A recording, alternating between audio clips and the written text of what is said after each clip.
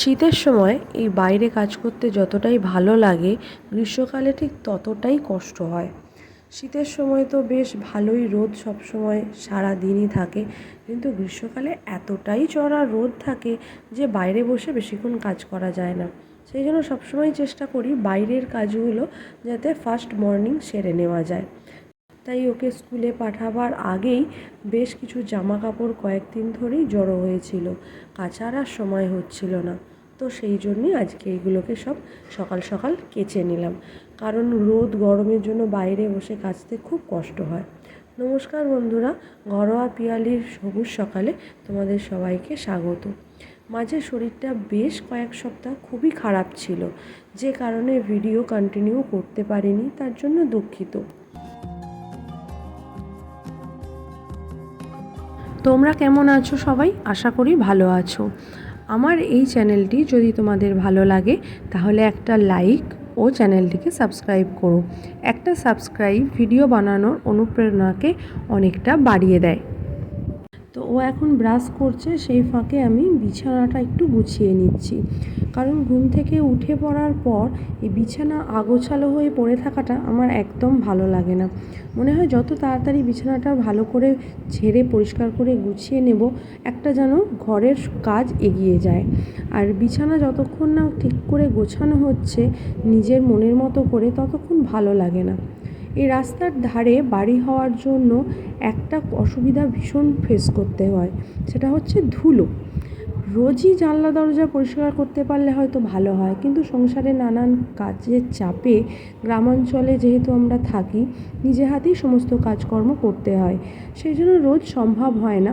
চেষ্টা করি সপ্তাহে 2 দিন জানলা দরজাগুলো মুছে একটু ধুলো পরিষ্কার করে নেওয়ার, কিন্তু তাতেও যেন মনে হয় ধুলোয় ভর্তি হয়ে যাচ্ছে।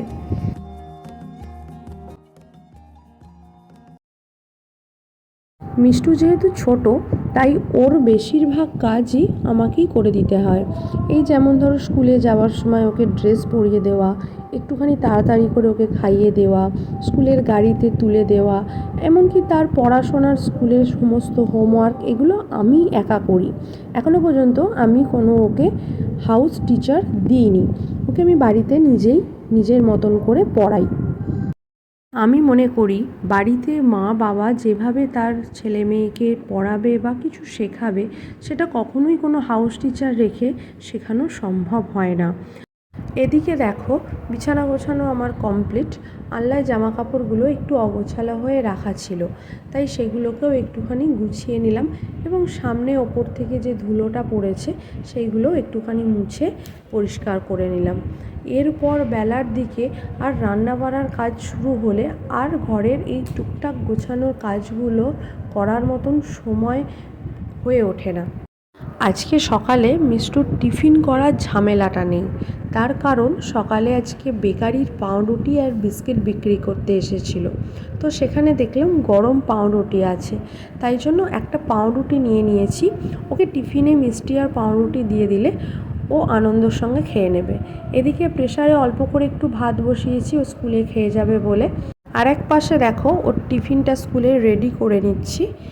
সকালে এত কাজের মধ্যে দিয়ে আজকে মিষ্টুকে স্কুলে কি দিয়ে খাইয়ে পাঠাবো তাই ভেবে পাচ্ছিলাম না। এর মধ্যেই দেখলাম পুকুরে মাছ ধরতে এসেছে, তাই একটুখানি অল্প করে মাছ নিলাম। মাছ খুব একটা খেতে পছন্দ করে না, তাহলেও টাটকা মাছ একটু গরম করকরে করে ওকে ভেজে দিলে ও ভাত খেয়ে নেয়, তাই ওকে একটা মাছ ভেজে দিচ্ছি। আর এদিকে রান্নার আজকে এখনও পর্যন্ত যা হয়েছে, এদিকে দেখো ভাত, আলু ভাতে আর টকের ডাল। টকের ডালটা কালো কেন বলো তো? পুরনো তেঁতুলের টকের ডাল খেতে আমাদের বাড়িতে সবাই পছন্দ করে। আজকের ভিডিওটা এই পর্যন্তই।